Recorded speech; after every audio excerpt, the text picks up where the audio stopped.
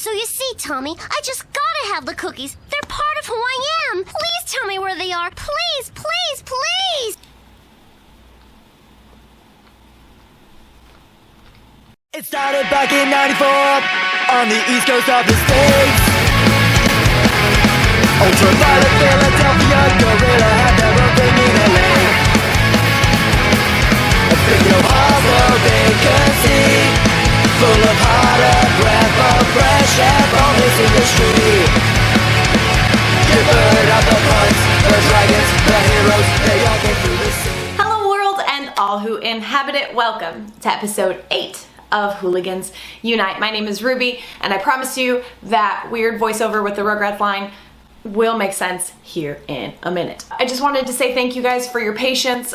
It's been crazy the last few weeks, bouncing back and forth between my house in Florida and my house in Indiana, making sure I'm at Monday Night Raw, so that some very exciting things can happen. Liv kind of forgave me, so cool. I just wanted you guys to know that I will be releasing content every week. Sometimes it's going to be on Tuesday, sometimes it's going to be on Wednesday. And a prime example of that is that the first 2 minutes of this video were filmed on my very nice camera, and then it died, and my charger is in Indiana, and so now I'm on my phone. So that's great. Also, I am actually heading to the airport to Indiana like in a few hours, which is why I don't have any makeup on, because I don't like wearing makeup to the airport, because when I fall asleep in my seat, my lipstick ends up on my forehead and I look ridiculous. So moral of the story is please just have some patience with me. I'm doing the best that I can. I promise you guys, I really am. And just to remind you guys, the Hooligans Help St. Jude Children's Hospital fundraiser is still in full effect. As of right now, we are not where I would love to be at this point in time in the fundraiser. So if we manage to raise $1,000 by the end of this week, I will add some goodies to the already amazing prizes that we have to offer to the winner of the Pay Your Dues raffle. And just to remind you guys what those amazing prizes are, I'll show you right now. A signed 8x10 of, this is me, of yours truly. A exclusive, only to donors, Hooligans Unite t-shirt. Again, I paid my dues on the back, but you can only get it if you pay your dues, aka donate to very good causes. And a personalized message from yours truly, thanking you for your generosity. Or a personalized message and this month's painting. This month's painting is in honor of the brave children who are facing life-threatening diseases and the amazing men and women who are doing research to combat those diseases and make it to where every kid has a chance at an incredible childhood. And so I just wanted to do one of my favorite cartoons, even as an adult and when I was a kid.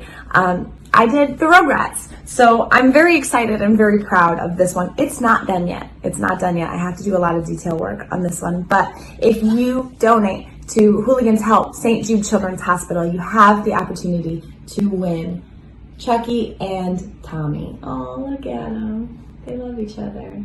Oh, best friends. So yeah, like I said, I gotta do detail work. I gotta finish the background and everything, but I just wanted you guys to see what you have the opportunity to win. So please click on the link below and donate today, because that organization truly deserves it. And whatever we raise, we will be matching for LATCH, which is an organization that supports the families and the nurses and the doctors in the oncology unit in Wales. Which brings me to my guest for this evening.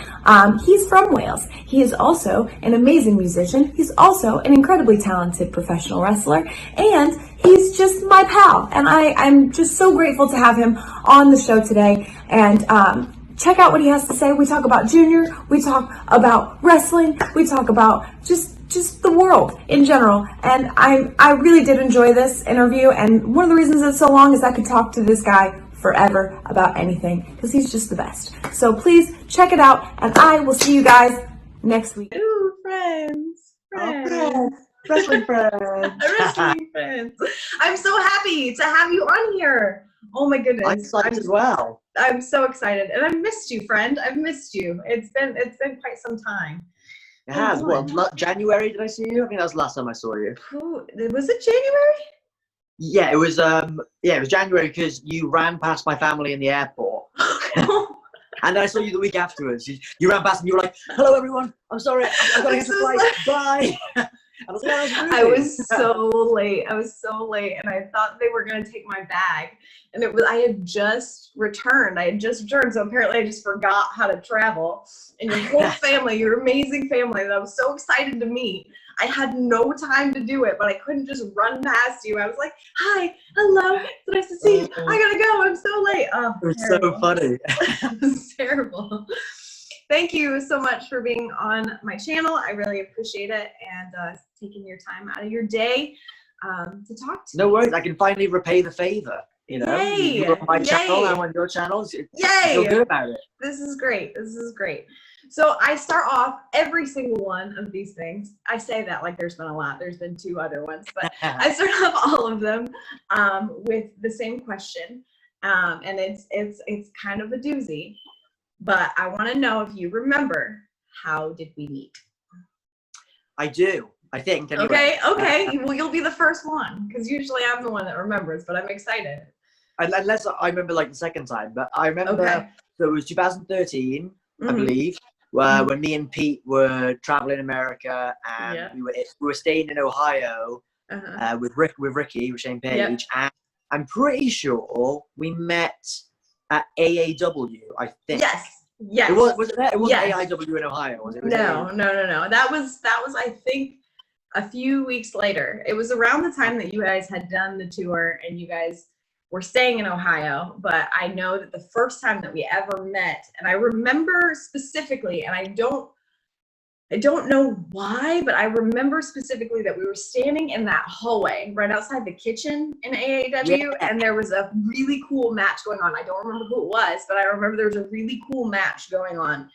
And it was you and Pete that were standing in front of me, and we were all like losing our minds over this particular match.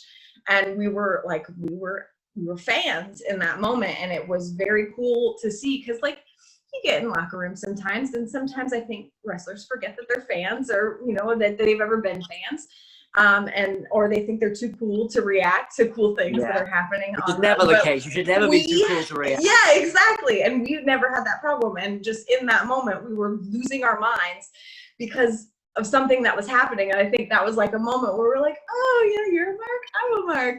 Cool." So We yeah. could both be uncool together. Yes. And we had no fear, no shame, none. You know what? I don't remember what that match was. I remember Jimmy Jacobs was on the show. Yeah. I remember Scarlett Bordeaux was on the show. Ricky, and who else? Oh, we wrestled Marion Fontaine and Lewis Linden that night. I don't know, who did you wrestle? Honestly, I don't remember. You worked at tons, so it's probably one of many for you. I did in that particular building. I love that building. I want to say, I don't know if it was my only Heritage Champ match that I had. I had the one where I won it, and then I had the other one against Davey Vega, and I want to say that was it. I want to say that rings a bell, actually. That might be I want to say that I wrestled Davey Vega there, but which I love him. I love my little sugar wolf. I love that man. He's the man. He's the best. But I think that was the match that I did. I want to say, and please tell me if I'm wrong here. He might have already been hired, and I might be bugging, but I want to say Samoa Joe was maybe the one that was in the main. But maybe. I could be wrong. You know what? Now you're saying that. Yeah, that rings a bell. Maybe he wasn't in Joe. It was either Joe or like, I don't think it was Kevin. I think Kevin might have already been hired. I don't remember. But I remember that there was a couple times where there was like a guy that doesn't usually come there, but the crowd was losing their mind because they were there. And I want to say that point in time it was Joe. It could have been Joe, yeah. I think it was, because the crowd was excited because they hadn't seen him, in Chicago, or at least in that building or whatever, and it was just electric, and you could feel that electricity, and we were hanging out in the hallway just losing our minds. Whatever it was, we were very excited about it. So yeah, that was a great show. That was a great show. That was a great show, and I remember then continuing on to see you guys. I know you guys wrestled for AIW. Where else did you work while you were on that tour? That was your first trip out to the States, wasn't it? So it was actually my second trip out. It was Pete's first trip. I'd done a trip back in 2011 where I did Young Lions Cup for Chikara. And wait, did I meet you there actually? Maybe. Or were you wrestling in 2011, or was that maybe around you Oh started? no! I started in 2010, but I didn't start with Oh, okay. Chikara until 2013, 14, something like that. Okay, I had been yeah. in a couple of years before because we did the wrestling is stuff for a long time. Yeah, well, so that was the before first show we did on that American tour before we met you. We Oh did yeah. Wrestling is Cool, and it was me and Pete against Ophidian and Amasis, Audrey and Oh Portal. And it was in the main event. And I remember being wow. like, obviously I was like a massive Chikara because I'd been there 2 years beforehand to do Young Lions Mhm. Cup. Right. And like I was, big Chikara fan. And I remember being like, oh my goodness, like we're in the main event in like our first match. And then I remember we tore it down. It was a crazy match with those guys. And I remember thinking like, this is it. Like this trip, we're gonna end up on PWG and Ring of Honor. And like that was definitely too high expectations. But we ended up doing like AIW and AAW, which was still really cool. So we did AIW, we did Wrestling Is, AEW. Well, a lot of the others were kind of like smaller shows. It was like Right. where is it? Magnum Pro in Iowa. Oh, okay. Yeah, and then we did some shows in like I'm gonna really screw up my American geography now, but like in Indianapolis, was that? Okay, yeah, that makes about sense because it's in Indiana, which is right now, obviously right next to Ohio, so I can see that. Yeah, like I'm trying to figure out like, is this right? We didn't do anything in New York. I don't know where else. Nowhere else in Philly. Just Wrestling Is in New Jersey, and then we did HCW in Ohio as well. HCW. It's my favorite thing. Sorry, yeah. I'm sorry. I'm so sorry. I promise I won't give you crap. The accent's already being but mocked. it's one of my favorite things. You and Steph both say the word H, and it makes me laugh every time. I'm so sorry. Hut's a W. Yeah. The year before I did a mega show, and it was the Halloween show where you dress up as other wrestlers, and I was Billy Gunn. So I came out in like short shorts with Mr. Ass written in tape. I feel like there is a picture somewhere around here. I'm gonna find it and I'm gonna put it up here of that particular moment. Oh, I'm so great glad moment. I missed that. Career highlight. I missed that. Yeah, it has to have been. That's the peak of your career. I don't know where you go from there. It's been downhill ever since, really. Well, one of the things that I am the saddest about that I missed on my indie career, and the show that I've always wanted to be a part of, is something that you co-run. I'm not sure that I've seen much recently. Obviously, with everything going on, it's hard. But Attack Pro Wrestling is something that I've always wanted to be a part of, and I've never gotten a chance to do it, and I'm so sad about it because I've seen how amazing those shows are, and they just look like so much fun. So tell me about that. I wish you could have done a show. Yeah, that would have been. I guess it just never timed up when you're in the UK. I guess, but it's it never. We always tried, but I was the only time I ever went there when I wasn't with WWE was for Chikara, and we were bouncing around specific places. Yeah. I guess so. It's weird. I think a lot of fans. Well, I'm not entirely sure, but to my knowledge, fans don't really know kind of who runs Attack, for example, because over the years it's kind of changed a lot. So it started back in what I'm going to say 2012 maybe, which was with Pete. Pete started it with Jim Lee, and Jim Lee is now the current announcer. I'm not sure if you've ever met Jim, maybe on one of those Chikara tours, but maybe. But yeah, so they set it up, and they started in Birmingham, and we did maybe two runs of weekends, or like weekends with 3 shows. And we didn't really draw anyone. They were super fun. Like we had Zack Sabre on one of the shows. Our friend from Ireland would come over, and it was loads of fun. And then I think as Jim got like a real life job, like an important real life job, he had to take a step back, and that's where I kind of stepped in, and we started running shows in Cardiff, which is my hometown. And obviously, because I went to high school in Cardiff and then university in Cardiff, and I've been wrestling in Cardiff for years, we kind of had a lot of friends and family, along with Eddie Dennis, who was also kind of Cardiff-based at the time. So we could just bring all of our friends, and we had like, I think the first show in Cardiff, we packed out to about 90 people, and we were like, this is the big one. Yeah. This is the big show, And it's awesome because you go back and you watch that footage, and it's like around that time in British wrestling, nobody was doing what we considered the American indie style, which your PWG, your Ring of Honor, We were the only, and we were kind of the only ones doing it back then. So at the time, it felt so special because nobody was doing that style. We had like 90 people in the crowd, which to us was like huge, and we could just do we could do it whatever we wanted, really, run it whatever way we wanted to.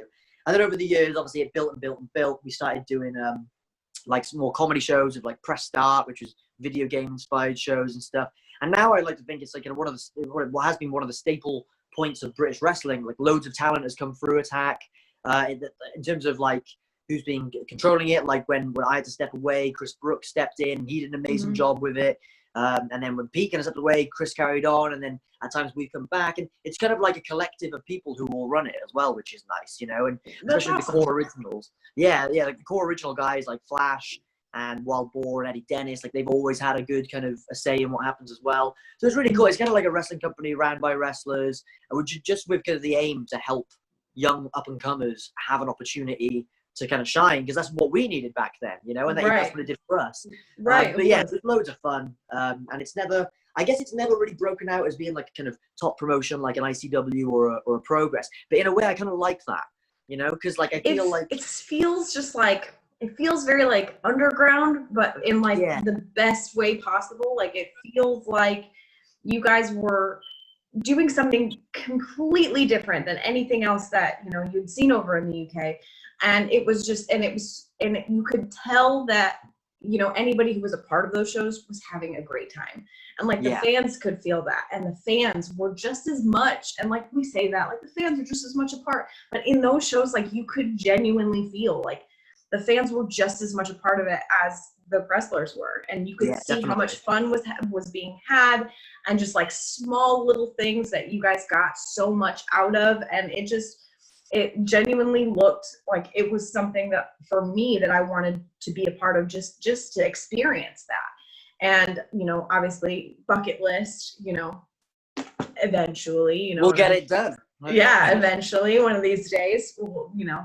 But I genuinely feel like you guys like created something very special there. And I think even now, hearing that there were so many people that were at the head of this, it kind of shows that everybody brought a little bit of something, you know, to it to create this amazing product. That everybody who was in charge brought a little bit. They never took anything away from it, but they brought something of their own to create this product. So I'm excited to see where it goes, you know, after everything, you know, calms down and stuff. Yeah, well, I'm not going to lie. At the moment, we've had to go on hiatus, and it's because of everything that's happened. Right, obviously, we had lockdown, but on top of that, then there's been the speaking out movement now, which has happened throughout lockdown. And we just thought, you know, I'm sure anybody watching this is probably aware of it, because it's taken over the wrestling industry, and rightfully so. And we've decided that to go on hiatus, and a few companies have, which is great to hear, but to kind of point out even more so, like the hiatus that we're planning isn't necessarily a short one. I think we planned a hiatus because we do need things to be better before we can continue running shows. And I think, you know, it's easier for guys, like us who work for NXT UK, to kind of go back to working those shows whenever that's ready, because the company is big enough that we are aware that things will be put in place to make things better. However, when it is a small independent company like Attack, we're just not willing to kind of jump straight back into shows anytime soon until we can get all the safeguarding in place to make sure we can do it properly. Because as I'm sure you know from the American indies, wrestling is really something which hasn't been regulated for the last, well, I mean, forever, I guess. You know, at least in the entire time that I've been, 15 years that I've been doing it, it hasn't been ever been regulated. I think now is the time, you know, because of all these brave people who've come and been part of the speaking out movement. Now's the time to regulate it, of course, you know, so we can prevent any problems happening in the future, and from all aspects, you know, like, you know, it starts with the speaking out movement, but it can go so much further than that. Like the professionalism of all the independents needs to be increased for the fans, for the workers, for the staff, for everyone. And as I said, so for now we are going to take a break. But to be honest, with Attack, I'm almost not worried about that, because I like to think that within the British wrestling scene, Attack became kind of quite like had a bit of a cult following, and I like to think that we've made our stamp. And even if we were to go away for a few years, even that wouldn't necessarily be a massive problem, because we're kind of etched in history in a way. You know what I mean? There's not many places in the wrestling scene that can talk about you know, having Pete Dunne versus Tyler Bate, where they're wrestling in each other's gear, you know, as opposites. I don't mean anyone else in the world can talk about that. Yeah, of course. You know, we'll definitely kind of we're etched in history to an extent. I like to think so. We won't be forgotten about, even if we do take some time away, whether that's Yeah. a year or a few years. You know. Yeah, I think that's great, and I think that's very responsible. I think that it is a very, like I said, a very noble move to do, to make sure that whatever product and however you proceed forward, that you are creating a safe space for all of your performers, and that you are making sure that the message that you portray is a positive one, and is one that you know that Attack represents, which is having fun and feeling good and being safe and being professional. And I think that it's great, as much as it saddens me to hear, obviously, that, you know, Attack will be on hiatus. I think, given the current circumstances, that it's a very positive and noble move for you guys to take some time away until you guys are 100% confident that the product that you set out is one that you are 100% confident in and running, and that is going to have as much fun as humanly possible and make sure that everybody involved is safe. So I think that that's really great. And like I said, it makes me sad that, you know, but I think that a lot of places maybe needed to have that check. You know what I mean? Like, you know, when it comes to the independents, they need to kind of reevaluate now. You know what I mean? Exactly. Things aren't the same anymore, and there's light on places that used to be very dark. And there's been a lot of incredible women that have shared their story that are changing things in a way that, you know, that sheds light on things that, you know, weren't talked about before. So things now need to be handled differently, and the professionalism needs to be upped in the independent wrestling circuit. And I think you guys starting that and showing that is definitely setting the tone for what other independent wrestling companies need to be following. Definitely. And I think as well, because, you know, as I said, we've always been a place that's tried to be somewhere that young up and comers can go to kind of get exposure for their, you know, for their wrestling careers, so they can progress in wrestling. But as I said, if you can't ensure that you're offering it's a safe place for them to do that, then what's the point in doing it, you know? And as I said, I guess what's been normalized in wrestling is a low level of professionalism for so many years. And, you know, I think we're all guilty of it, in the sense that of not having those expectations for ourselves. You know, I'm sure that, you know, you worked tons of independent shows across America, and I did, you know, over here as well, where, you know, the locker room hasn't always been to a great standard. You know, that there wasn't a paramedic there, or there wasn't waters even backstage for the talent and stuff like that. And at the end, I guess for so many years, wrestlers have been made accustomed to those things, and it has been normalized. But now is the time that we normalize good behavior, and we don't normalize bad behavior throughout the board, across the entire scene.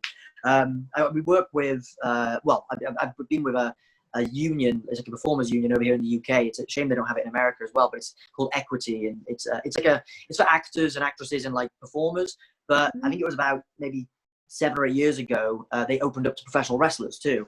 And I remember jumping on it straight away, because it was my dad who told me to, because he was very aware that a union is obviously good to be a part of.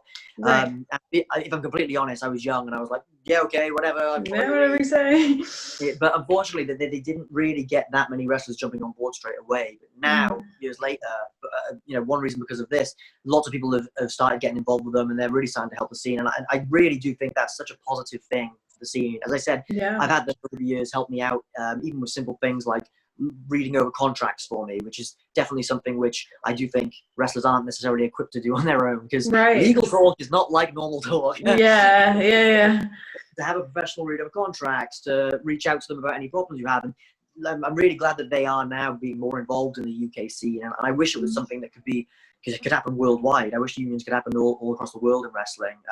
But even if it's a start in Britain, hopefully the rest of the world can see how it's happening, and you know, take a page from our book, I guess, you know, if it goes well, which hopefully it will. Yeah, no, we need something like that. We need something that kind of, you know, helps us set a standard. Like you were saying, normalizing in wrestling. So there's so much behavior that has been normalized in wrestling. And like I said, I've experienced things that in my head were normal. Like, this is just wrestling, you know what I mean? And that's not the way our mindset can be anymore. Like, oh, it's just wrestling. Like, this is just how things work. Like, no, you can't do that anymore. And it's because of these incredible women that have come forward that are showing like that this is not okay, that these things are not okay.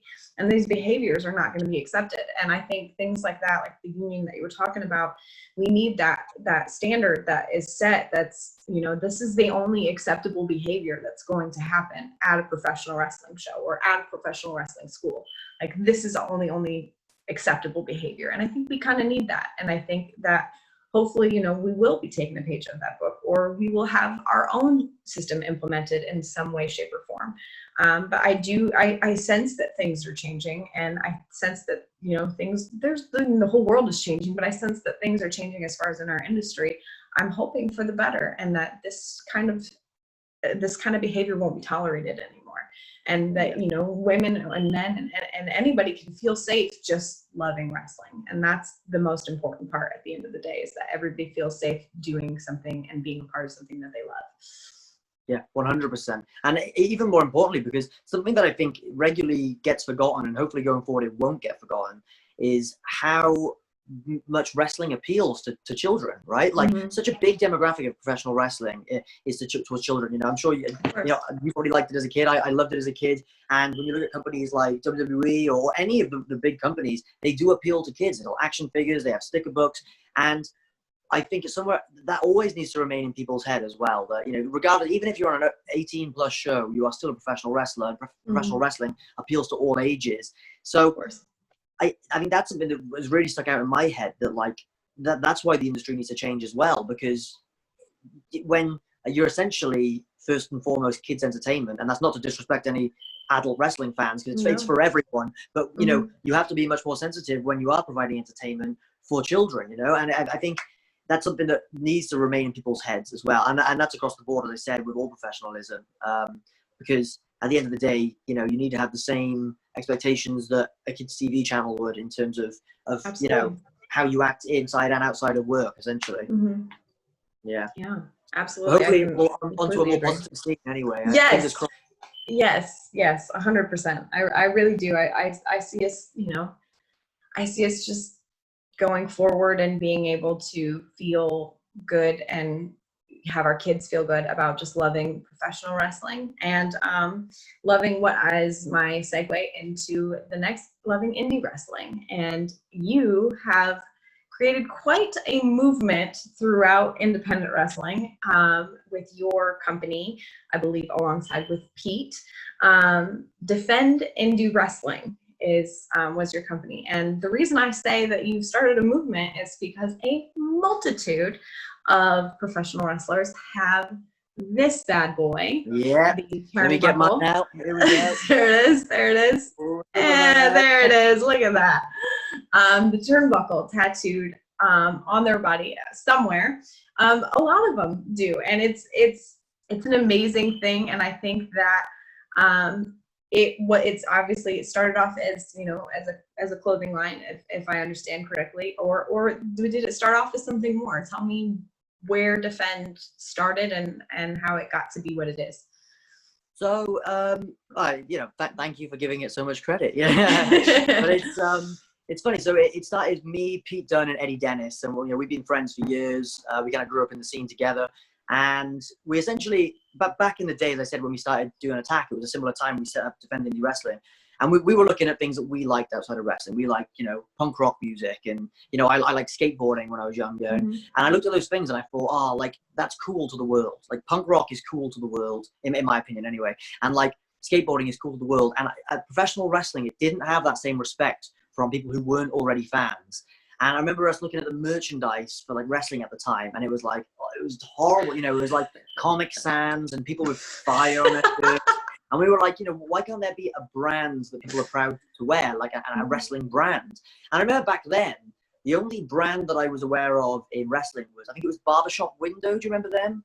They were like a really old. I'm not even sure if they were a brand or just a website that sold like wrestling T-shirts. And I remember being like, "Hey, well, let's set up this brand." And me and Eddie, it's so funny, right? Because me and Eddie sat in my dad's house in one of the rooms, and we were like trying to stencil out the logo. We were like, we should make it a turnbuckle. Okay, should we have like a circle on the end or just a line on the end? And we actually spent a good while figuring out, like, no, we'll have one hook going up, one hook going down. And if you're a wrestler, you know that there's not actually many rings in the world which has two hooks. You normally have like a bolt and a hook, you know, or you have two bolts, you know, and it's rare to have like, or you have those like D ones or whatever.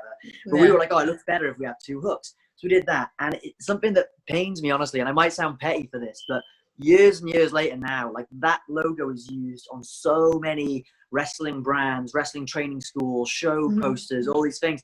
And me and Eddie message each other like, man, like every time we try and tell people, hey, we literally like made that thing, like, you know, I've got like the file on my computer, like I got trademarked a few years later, and we get almost mocked from fans, like being like, oh, these guys think they made this up. Yeah. And I'm like, I mean, go before 2012, find anyone else who has that logo, you know? No one. Like, yeah, and I'm convinced now that people are even getting it tattooed who have no idea what the origin is. They just like wrestling, which is great, which is really great. But in some way, I would almost, I guess I'd like to, not to almost crave the credit, but I'd like for people to be aware that, oh, that's a Defend Indie Wrestling brand. Yeah, you know? of course. I mean, you guys worked for that. That's where it all started. Like, you guys deserve the credit for it. So just so you guys know, if you ever see this turnbuckle right here, you ever see that anywhere on somebody, tattooed on somebody, on a logo of some kind, the two hooks, I'm trying to make it work, the two hooks, it is from Defend Indie Wrestling. The link will be down below so you guys can see it for yourselves. So just so you know, that's what it is. And it's funny. There's been a load of things like that's one example. But like, we set it up essentially not to be like, screw big companies, we love indie wrestling. We actually set it up because at the time, independent wrestling for us, it wasn't necessarily the positive place we wanted it to be. So there was, I guess you could say, bullying now in retrospect, or that there was a lot of, you know, the old guard kind of trying to insist that you follow the certain rules. You know, like we get not in trouble. We essentially get from older wrestlers for paying for our flights to go to America and stuff like that, which is something that I still to this day believe, you know, if a punk rock band does it, there's no problem. So why should it matter for an indie wrestler? And we essentially just wanted this clothing brand to be kind of a way, you know, a brand that represented positivity amongst the wrestling scene. And this is back at a time where none of us necessarily thought we'd make it as far as WWE, or at least definitely not, you know, as quickly as it did happen after that. And it's funny because now sometimes, you know, we still release merchandise, not tons. We do it for the love of it as opposed to for making any money, really. But it's not something we make a lot of profit. We just do it because we enjoy making nice clothes and we want to wear them and other people to wear them. And it's funny because even now, sometimes I feel weirdly guilty just because there's been, you know, a few comments from fans being like, oh, the irony, like, these guys work for WWE and they're saying Defend Indie Wrestling. And I'm like, oh, guys, like, we never set it up to be anti-WWE. No. Like, we just set it up because we loved and still love independent wrestling.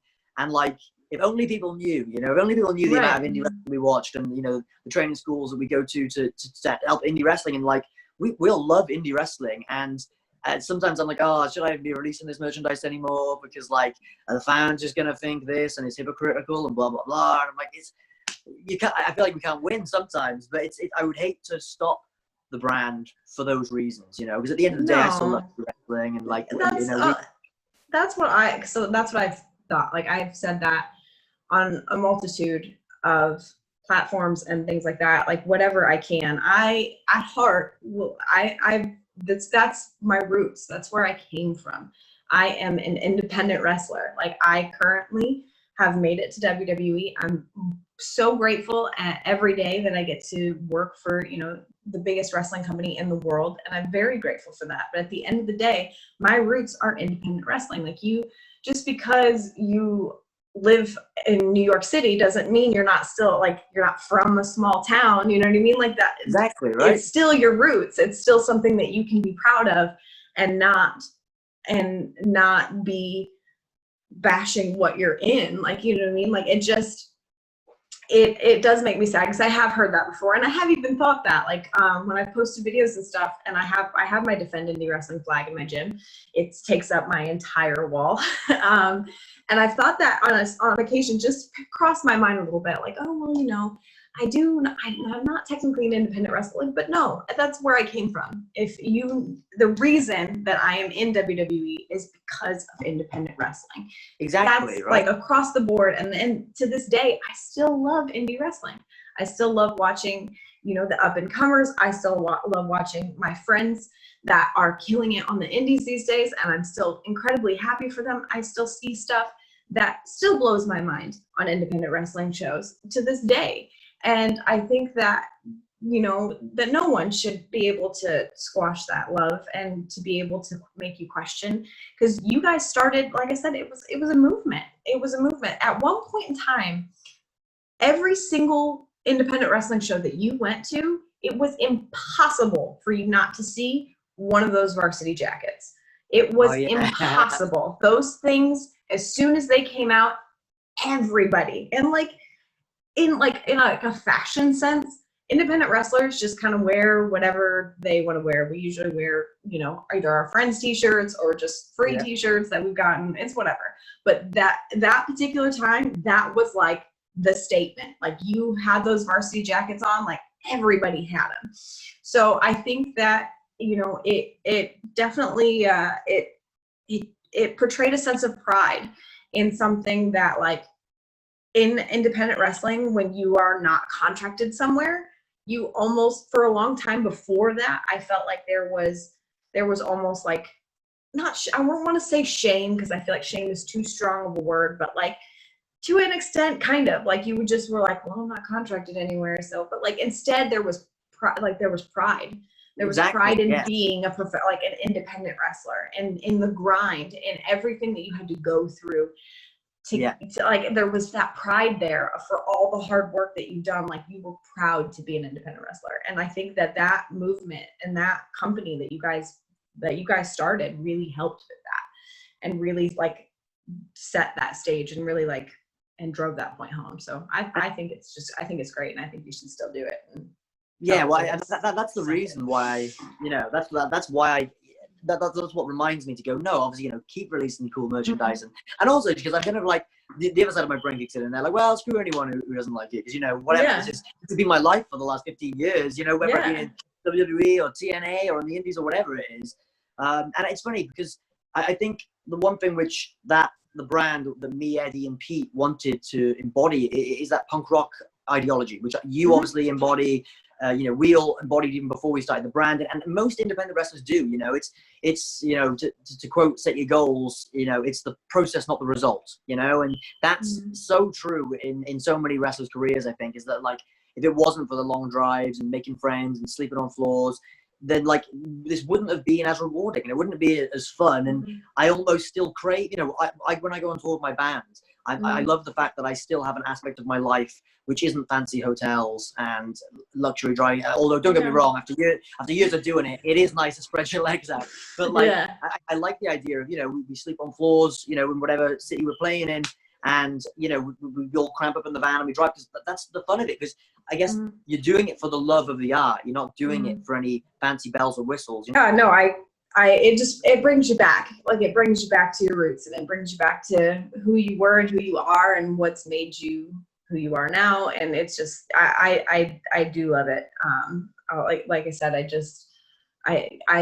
I still, like, anytime Defend Indie Wrestling comes out with like new shirts or something like that, I'll still wear them. Like, I have zero shame in it, because that at the end of the day is who I am at heart, and it always will be. And I have no shame in that. And anybody who wants us to feel bad about where we came from, right here, like right there. Yeah, exactly. I'll have to send you some of our new items. Ooh, yay! I'm excited. I'm so excited. Yeah, that, like I said, that Defend Indie Wrestling flag, it takes up most of my wall, in my gym. It looks great too. Thank you. So you spoke a little bit about Junior, and I definitely want to hit on that, but I will kind of segue from wrestling and to Junior to where your world kind of mixed at one point. I vividly remember this because I was very excited about it. And it was right around the time I think that you guys had signed with WWE full time. I'm not 100% sure, but we were at Download. And your band, Junior, played at Download. And then shortly after, like, or during one of your sets, Pete came in and beat the crap out of you. How did that feel? How was that? You know, that was the best day ever. I genuinely, like, that's up there as, like, one of, if not the best day of my life, I think. Yeah. Like, I remember, like, we were driving into Download, and I guess, as you said earlier, like, it's cool not to care sometimes in wrestling, cool not to be a fan. And, like, I'm the opposite of that. So I'm like, as we're driving into Download, I'm like, oh my God, we're going backstage Download. And, like, I could see some of my friends who were in a band who they were, like, playing. And I was like, oh my God, there's Hooligans and those are my friends. And, like, everyone else was on the coast, like, whatever. And I remember, like, you were excited. I was excited. I think, like, Alice Black was excited. And, like, probably Pete as well. But other than that, everyone was like, cool, like, metal music. I hate that. I think that's one of the reasons that I love being friends with you so much, is because, like, you are one of those people that makes me not feel like an idiot when I get so unbelievably excited. And, like, as we can tell, that was what the foundation of our friendship has been built on, is just getting giddy and stupid about, like, things that people are just too cool to be that excited about. I think that's what wrestling taught me, actually, is that, like, oh, yeah, I'm never going to be typically cool, so I might as well accept being confident in not being cool. And, like, you know, because, like, I always said, I'm a fanboy. I'm a fanboy for wrestling. I'm a fanboy for punk rock and music as well. So, like, I couldn't imagine I don't know, like, I couldn't imagine a life where I'd rock up to Download about to both wrestle and play the festival and not be buzzing, you know, like, I was so excited, like, it was incredible. And that day, it was on the Saturday, it was, so best day ever, honestly. Like all our girlfriends got to come backstage, and that was awesome. And obviously there were, like, loads of cool guys there, like Andy, you know, from Every Time I Die. He was there, so we were seeing him and stuff. And, like, who else was there? Just loads of, it was cool because I had, like, obviously all my friends in wrestling from NXT who were there.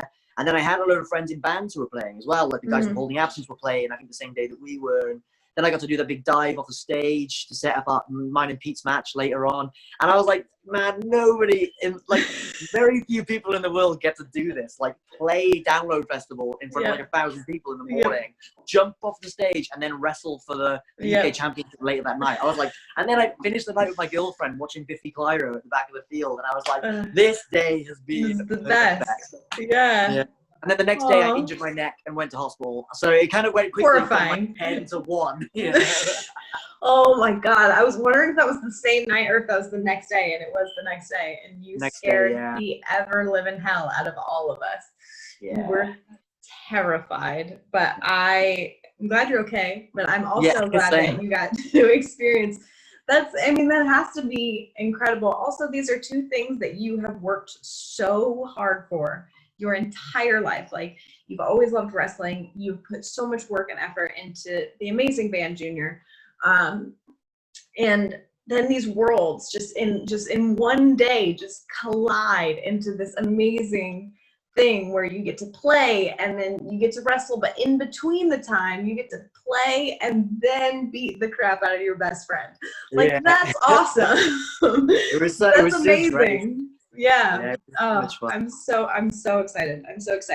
Speaking of Junior, happy birthday to It's a Beautiful Life. Happy birthday. That's amazing. Tell me about Junior. For anybody out there who's watching, who is strictly kind of a wrestling fan, knows you, as Mark Andrews, they see you high flying, cool, awesome stuff, that don't know a lot about Junior. Tell them about, and also have heard the intro song that you've been kind enough to let us use. Tell us about Junior. So Junior is a band that me and my two friends, Matt and Cy, we started, I'm trying to remember how old I was. Maybe I was like, I just finished university, so it was before I went to TNA, so about 6-7 years ago now. And we started playing a band because, I've been writing music and, like, I've been playing guitar since I was about 12 years old. And I used to write songs and stuff, but I never really played in, like, any proper bands throughout high school. And I remember once I finished uni, I was like, oh, I'm going to regret this later in life if I never played in a band and gave it a shot. And yeah, so we started the band, and I guess we started off as like a pop punk band, and now I'd say we're more almost, well, we're kind of whatever we feel like playing, really. We got some heavier songs like BYD, which is like a punk rock song at the start of, of your show. And we've got songs like Brick by Brick, which is a bit more a metal song. We're writing a new album at the moment, which has got definitely more kind of 70s vibes, if you will, coming into it. And like, on the album Beautiful Life, it goes from a punk rock song to a metal song to a kind of piano ballad to a typical pop punk song. So it's all just if you're into your catchy rock music, check us out if you can. It's something that I've had loads of fun with doing. And I always remember when we started the band, I was almost worried that I guess the band would be prejudged by the fact that because I'm a wrestler, right, we must be a terrible band. We always had that worry that when you see like an actor is now making their debut rap single, and you're like, oh, it's gonna be terrible because they've got they're already an actor, or you see like, I don't know, anyone like trying to dive out into a new venture, which is why I'm really glad that we started the band back before I was in WWE, because I think if I were to do it now, I probably just wouldn't have the confidence to do it. I'd be too worried of what people would think, I think. So yeah, it's something that we've done now for like the last 7 years. And it's honestly, it's so much fun. It's just, as I said, I get to still go around and play shows, and, these shows are not massive. I mean, we played in front of 1,000 that download and maybe 500 on some of our biggest shows before that. But the majority of our shows are, 100 people. And it's cool because to me, like, that's what in one way humbling, because I remember one time I went from, I think it was wrestling at 205 Live in Manchester in front of like 15,000.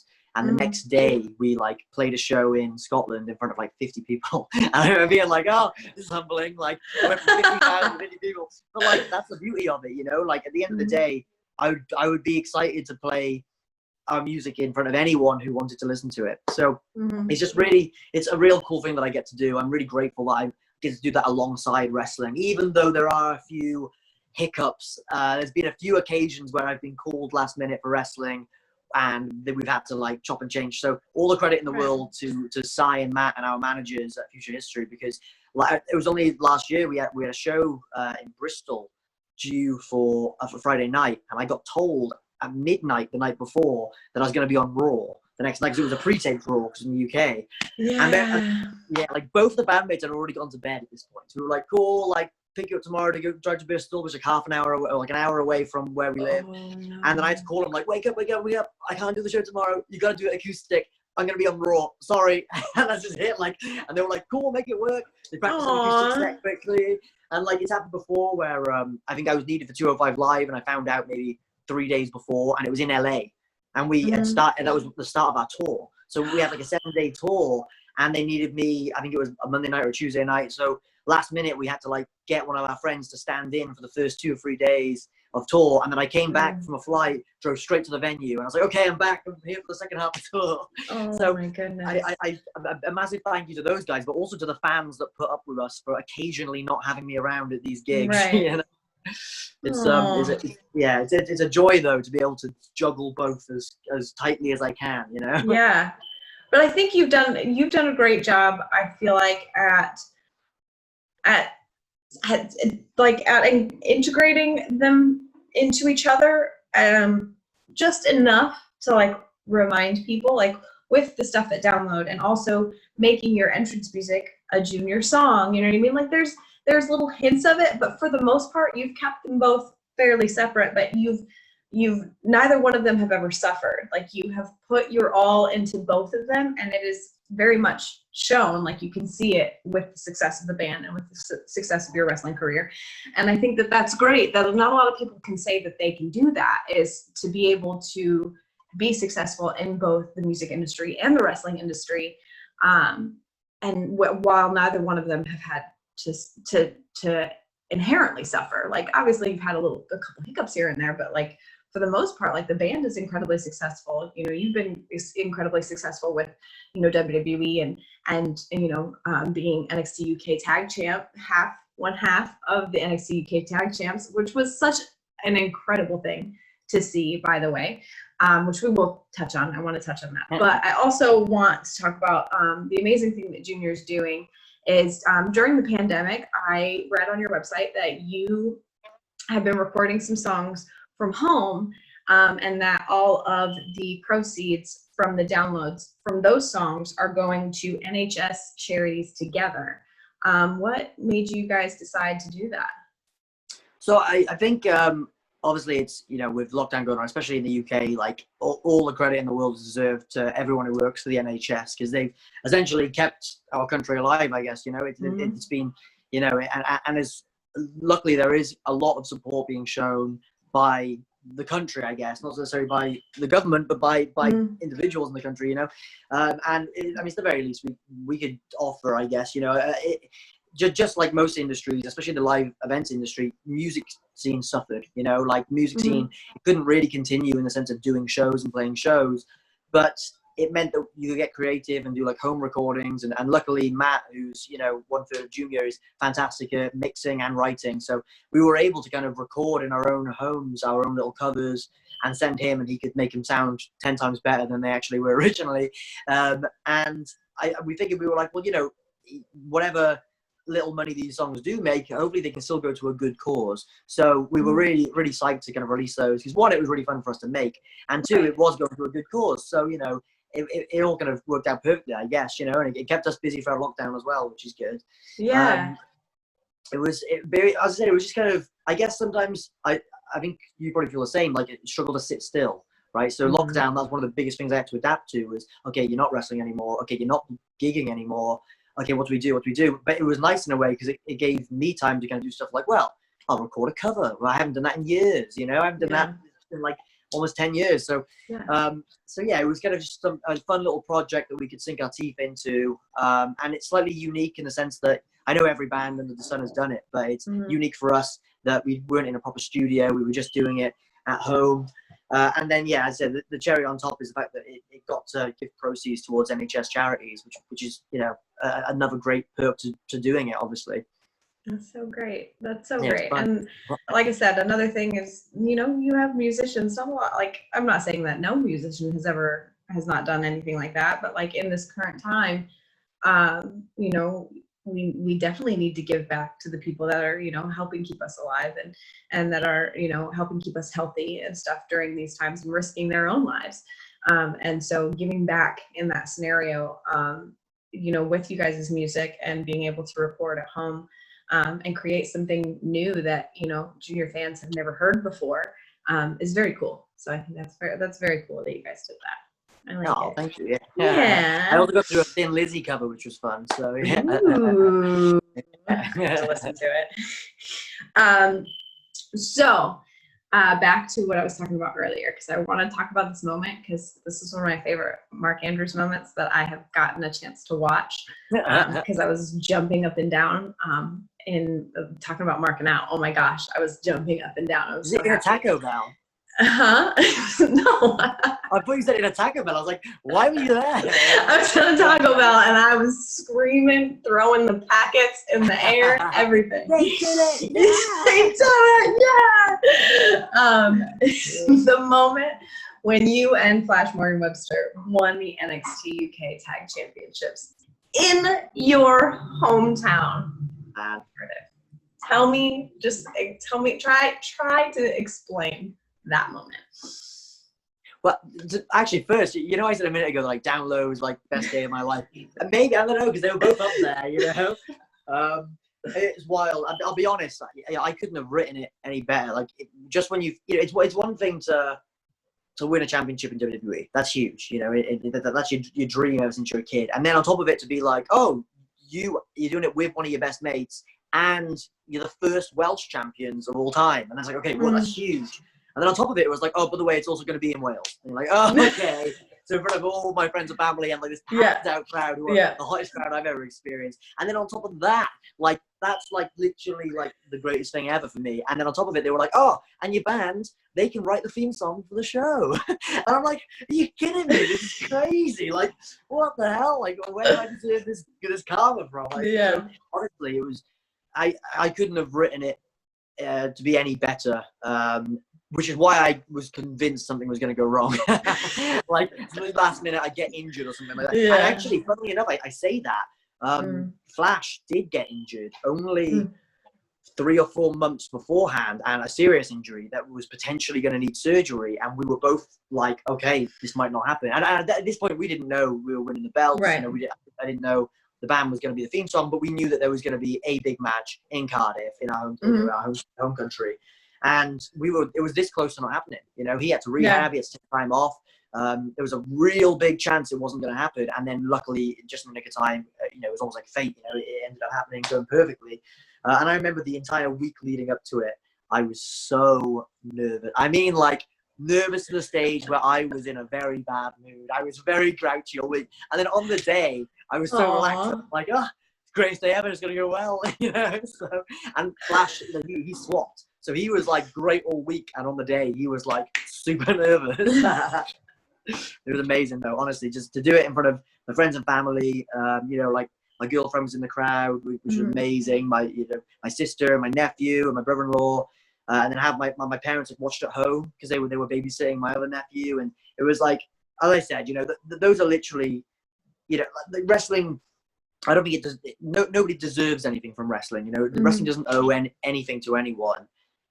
So the fact that I was able to have that moment, I was like, oh, you know, I couldn't have asked for a better moment. You know what I mean? I'm not sure, because even if, you know, I have loads of things I want to achieve in wrestling. Like I want to go on to perform at WrestleMania. I want to, you know, win the Cruiserweight Championship. I want to keep going. You always want to achieve as much as you can. But even with those things, I'm not sure what could touch what happened, you know? Because, you know, the chances of a WrestleMania being in Wales, well, that's pretty low, you know? And, like, there were chances, well, hopefully, you know, but, you know, there's the stars aligned for that night for us, you know what I mean? It's, as I said, even just having like the band's music as the theme song on top of that, I was like, oh my god, like this, you know, this is it. It felt like too much. It was overwhelming, but I'm incredibly grateful I got to have that opportunity. You know what I mean? That's something that will be very, very hard to top throughout my career.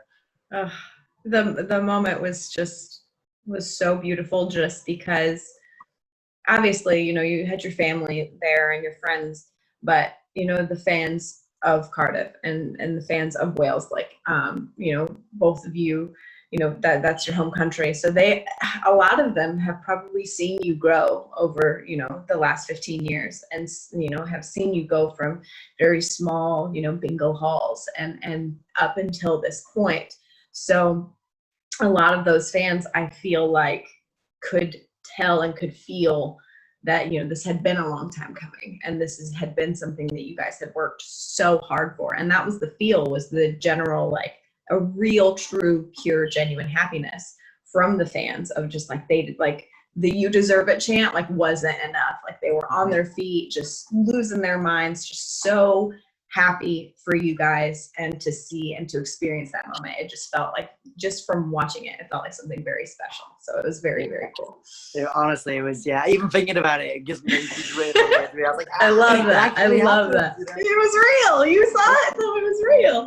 I mean, like we were saying earlier about, like, being a fan still, like, you know, I would, even if I tried, I couldn't be cool about it. I couldn't be like, yeah, it happened. Yeah, it was pretty cool. Champion, you know. I even thinking about it, I'm like, oh my god, it was so cool. I love that. Amazing. I love it What so a much. day.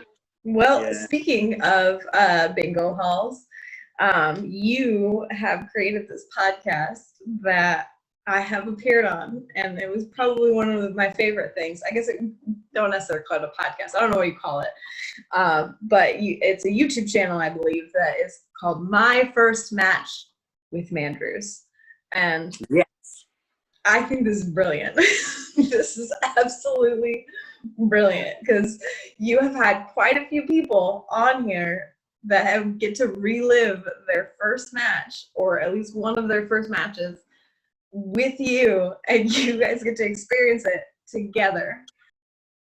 So here were my drop kicks. This is the point that I was going to tell you about. So there's this other drop kick. Real cool. Oh, getting lower as we go. I get a running start. Ready for it. Come on! You don't bring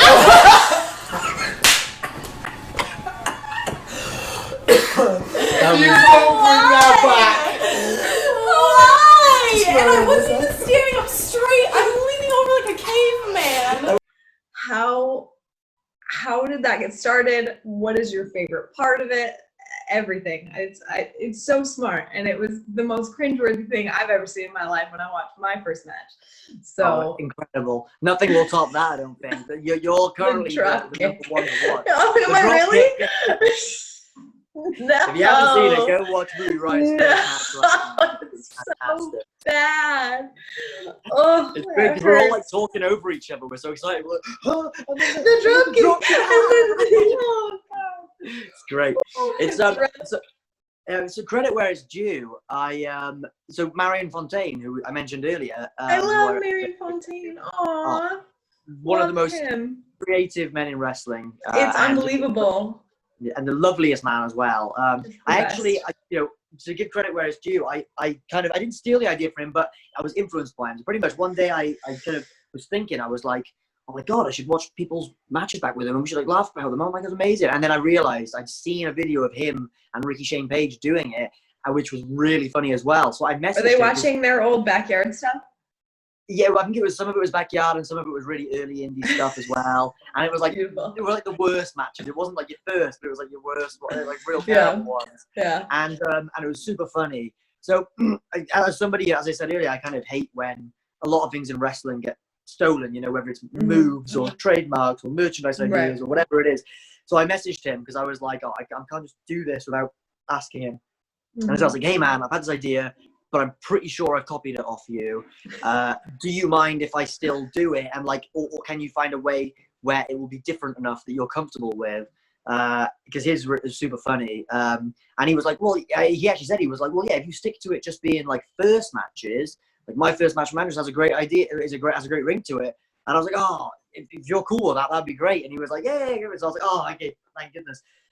So it started from there. And again, it's something that back in the day, I went to university on like a video editing course, and I love creating content and editing, and it keeps me busy and stuff. So it was kind of just something for me to sink my teeth into. And equally, I have obviously a lot of my friends are wrestlers, and a lot of them happen to have footage of their first match or one of their first matches. So it's been super fun to do. And unfortunately, because of lockdown, I haven't been able to keep it up because obviously, you've got to stay isolated. I haven't been seeing many people. Although now with lockdown kind of loosening in the UK, I am getting ready for some more episodes. I've got a few people on the cards, and one that I am desperate to do, which I haven't done yet, is Pete Dunne. See, Because it's so bad. against me. It's against me as well. So it's great. It's like I'm like 15, he's 13, and he's wrestling as Tiger Kid, and I'm wrestling as Lightning Kid, and it's in front of like 10 people in like under a tent in Coventry, and it's like raining, and it's terrible. But it'll be so really upset. fun. I have not seen this. I'm so upset, and I'm so excited to see this. Hopefully coming soon. I'm gonna subscribe right now to make sure that as soon as it comes out, that I am one of the first people to know about it.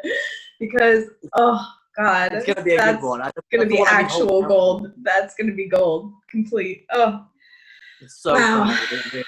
But like again, like your one was fantastic. Oh my God. Tegan's as well. Tegan's is great. Watching hers. There's a load in there now. Like Flashes is another great. The problem is some of these people, like their first match is too good. Like their first match, and I'm like, oh okay. Like we did Amir Jordan's, and he trained at the Landstorm Academy, and he said, "Oh, this is my first match." I mean, he had like one tag match before, and it was his first singles match. And we were watching it, and we were like, "Man, you were better then than you are now." Some of them, like my first match is awful. Like it's so funny because I've got long hair and like it's real fun to watch. It's real humbling as well. Years and years ago, we used to try and tell like some of the girls in general that were taught specifically from WWE, but we've told Liv on multiple occasions, you will never be as bad as we were, because she'll be like, bro, that match terrible. My first match was just so bad, and we're like, no, you don't understand. That was a great impression. You will never. Thank you. I've nailed it at this point. You will never be as bad as we were. Yeah. When we first started, and at one point in time, I know that me and Sarah want to watch the one that we had from AIW Girls Night Out, the potentially one of the worst matches we've ever had. Amazing. Oh, it's so bad. It's so bad. When we asked Sarah Del Rey what she thought of it, she said, well, you did a lot. That was the only response. She was trying to be nice. But like, just reflecting back on those moments where you just want to scream at yourself, like, stop. Or like anybody else, like the people that you worked with, like, why didn't you stop me from jumping in the air when I was trying to do an arm wringer? Like, why did you stop me? Oh, it's so bad. funny. But it's pure actual reaction, like pure genuine emotion. And I genuinely enjoy watching the content and watching the reactions to it. So yeah, I really hope I really hope that it's something that like younger wrestlers can watch as well. Because I remember I started wrestling at like 13, and I remember when I was that young, like always thinking to myself, like, okay, where was like AJ Styles when he was this age, or like where was like The Rock when he was this age? Like, am I keeping up with them? Like, you know, Randy Orton's a super young heavyweight champion, was like 18 or 20 or something. I was like, will I be like, you know, champion at that age? What was he described? As if like that's how it worked. You know what I mean? Like, just keep up year by year. So I hope that people can go back and watch some of them and be like, oh, okay, it's okay to not be good straight away. That was my thing, is I just thought everybody was just born that awesome. Like, the first time you got in the ring, you knew how to hit the ropes, you knew how to do a 450. Like, that was just how people work. I mean, to be fair, Lacey Evans learned how to do that cool moonsault in 2 minutes max. I had been in the ring. I remember. We were teaching you guys how to moonsault. You were teaching us how to moonsault in the soft ring in the PC. And you was guys, like, how about this? And I was like, okay, well, I didn't need to show you anything there. Yes, you guys had been working with me for like a solid half hour to get me to do this moonsault. Mind you, I have been wrestling for almost 10 years.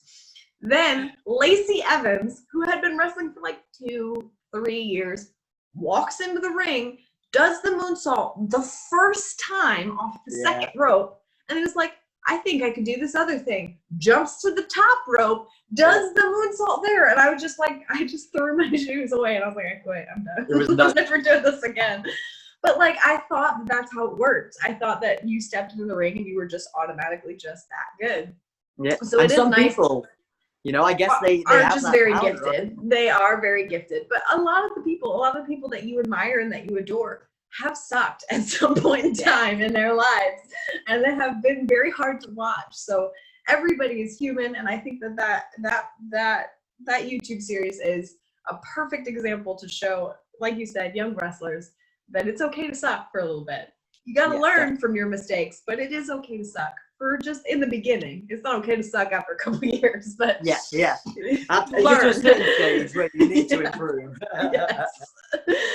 But yeah, man, it's been so great catching up with you. Thank you so much for taking the time out of your Sunday to do this. Thank you for having me on the show. It's been a pleasure just catching up, you know? Yeah, man. I'm so grateful to have you a part of this, a part of the interview portion of my channel, and and for introducing me to LATCH, which we will be matching all of the proceeds that we get from St. Jude Children's Hospital. You've introduced me to that amazing organization. Awesome. Of course. For just being you and being my friend. I'm looking forward to the day where you and your missus can come hang out with us, either in Florida or Indiana or whatever, when everything lightens up, and to see you guys. So thank you so much. That'll be wonderful. I miss you very much, and it's been lovely chatting as well. Let's take this mindset overseas. Underrated for